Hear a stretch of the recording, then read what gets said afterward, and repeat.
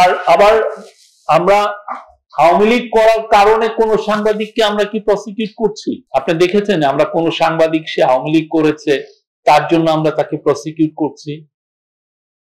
এই কোশ্চেন যারা তুলছেন এটা তো অবান্তর একটা কোশ্চেন। কেউ বলছেন যে গণমাধ্যমের স্বাধীনতার সম্ভাবনা, গণমাধ্যম খুবই স্বাধীন, আমরা কারো কোনো মুখ বন্ধ করার একটা কোনো টুল ইউজ করছি। ডিসইনফরমেশনের জন্য বাংলাদেশে অনেক সমস্যা তৈরি হয়েছে, সেটা আমরা সিরিয়াসলি দেখি। এটা হচ্ছে জনগণকে প্রোটেকশনের। বাংলাদেশের যতগুলো মেজর হিন্দু মুসলমান রায়ট হয়েছে ইদানিং কালের, সবগুলোর পিছনে ডিসইনফরমেশন আছে। আমাকে একজন এক্সপার্ট বললেন বিডিআর এর যে ডাল ভাত নিয়ে যে বাজেরি জার্নালিজম হয়েছে, that একজন এক্সপার্ট বললেন, আমি এখনো এটা পুরো দেখি নাই, that contributed to this massacre। আমরা ইয়েতে মায়ানমারে ফেসবুক বা সোশ্যাল মিডিয়া কেন্দ্রিক যে ভয়াবহ মিথ্যা নিউজ ছড়ানো হয়েছে রোহিঙ্গাদের নিয়ে, তার কারণে 10 লক্ষ রোহিঙ্গাকে এখন আমাদেরকে দেখতে হচ্ছে ডিসইনফরমেশনের কারণে।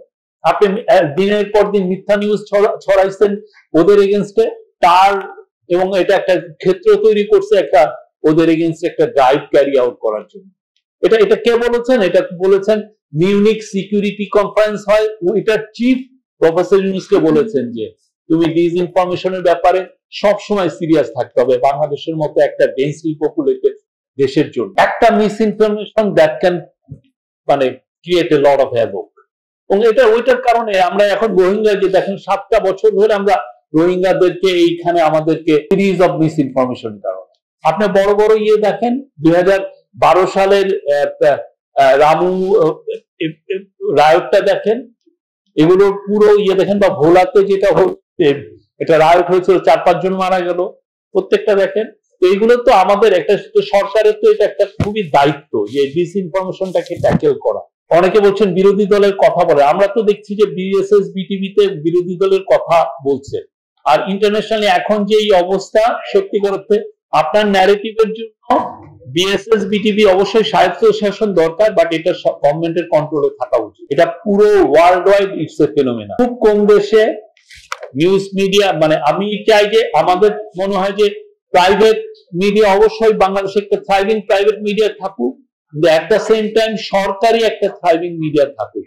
আপনি দেখবেন যে China, Russia, turkey, Malaysia, Indonesia তারা হিউজলি ইনভেস্ট করতেছে, ইন্ডিয়া, পাকিস্তান তারা unbelievable amount of money invest করছে হচ্ছে তার স্টেট কন্ট্রোল মিডিয়ার উপরে। আপনার সত্যিকার অর্থে আপনার ন্যারেটিভটা তো যাওয়া উচিত। গভর্নমেন্ট কি ভাবছে, গভর্নমেন্টের একটা জনগণকে রিপ্রেজেন্ট করা গভর্নমেন্টের একটা নৈতিক দায়িত্ব।